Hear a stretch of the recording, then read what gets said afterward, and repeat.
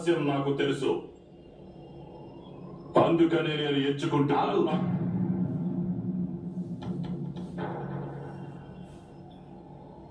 ప్రథమ ఎంపిక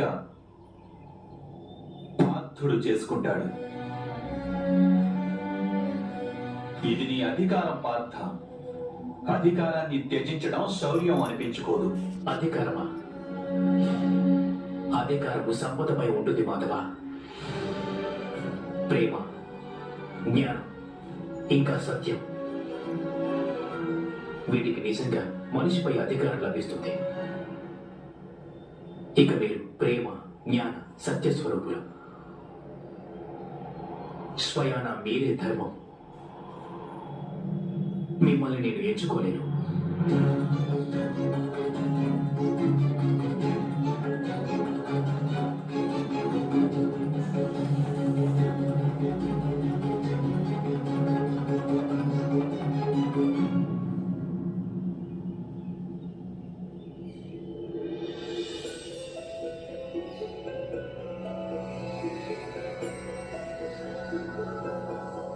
కేవలం ప్రార్థించగలరు మాధవ.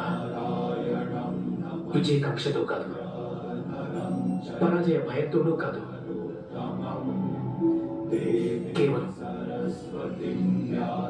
కేవలం ధర్మం కోసం